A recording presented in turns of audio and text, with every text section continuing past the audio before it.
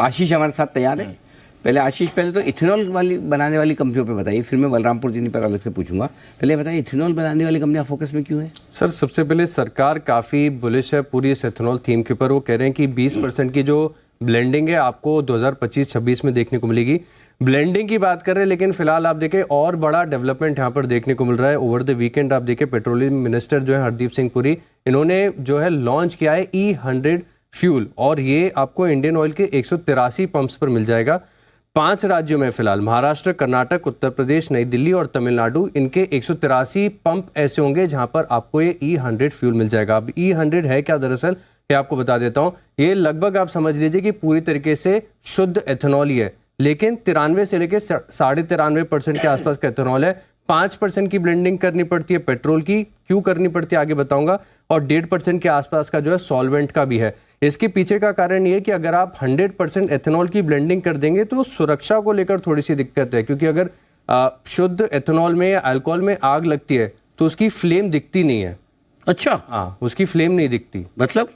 मतलब आग लग जाएगी तो आग दिखेगी नहीं, फील होगी, गर्म होगा, लेकिन वो विजुअली नहीं होगी। जैसे कभी कोई फ्लेम आपको ऑरेंज कलर की दिखती है, कभी कोई ब्लू कलर की दिखती है, तो जैसा जल रहा है उसके ऊपर डिपेंड करता है वो। अच्छा, ओ ये इंटरेस्टिंग है। ये आपने खुद लगा के देखी आ गया, मतलब सुनी सुनाई बात है।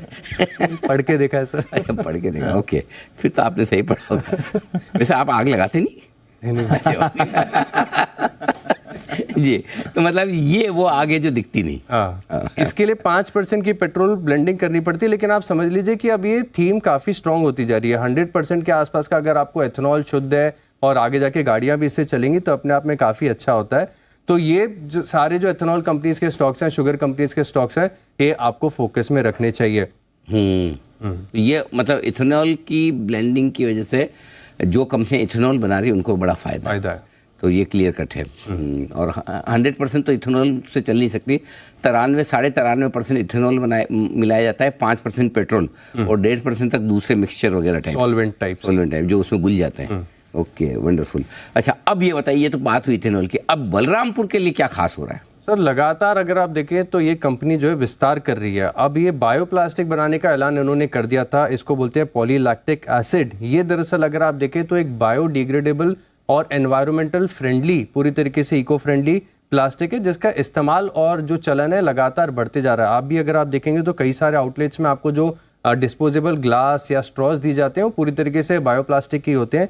तो इसका मार्केट साइज दुनिया भर में अगर आप देखें तो बहुत तेजी से बढ़ रहा है, और इसको बनाने के लिए अगर आप देखें तो 68% कम ग्रीन हाउस गैसेस का एमिशन होता है और साथ में 65% कम ऊर्जा लगती है। और ये बनाएंगे गन्ने से, चीनी के उत्पादन के माध्यम से जो है ये बायोप्लास्टिक बनाएंगे। और इसी के लिए अगर आप देखें तो कंपनी ने कुछ टाइप्स किए जिससे आगे जाके इसकी क्षमता हो जाएगी 75,000 टन।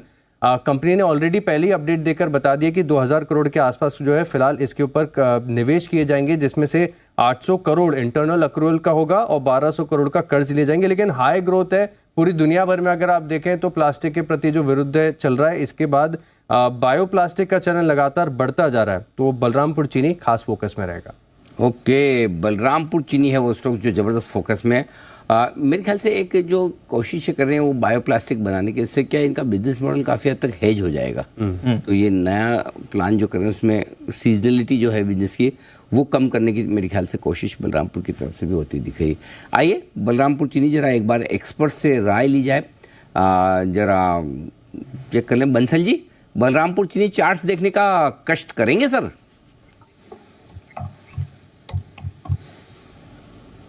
जी अनिल जी, कष्ट थोड़ी ना है, इसी के लिए तो बैठे अनिल जी यहाँ पर। बलरामपुर चीनी में अगर आप देखें तो ऊपर की तरफ अनिल जी 370 एक अहम रेजिस्टेंस है, 370 एक अहम रेजिस्टेंस है, और स्टॉक कंटिन्यूसली डाउन ट्रेंड के अंदर है। और नीचे में अगर एज ऑफ नाउ देखें तो 355, 57 एक सपोर्ट है। तो अनिल जी ये सपोर्ट रेजिस्टेंस हो गया। और जिस तरीके से बलरामपुर चीनी, अनिल जी आप चीनी की बात कर रहे थे, अभी आशीष नई नई चीजें बता रहे थे, तो अनिल जी जितनी भी ये शुगर मिल्स वाले लोग हैं ना, बलरामपुर चीनी हुआ, दूसरे हुए, अनिल जी इनको ना अच्छे वाले health influencer Anil ji higher करने चाहिए।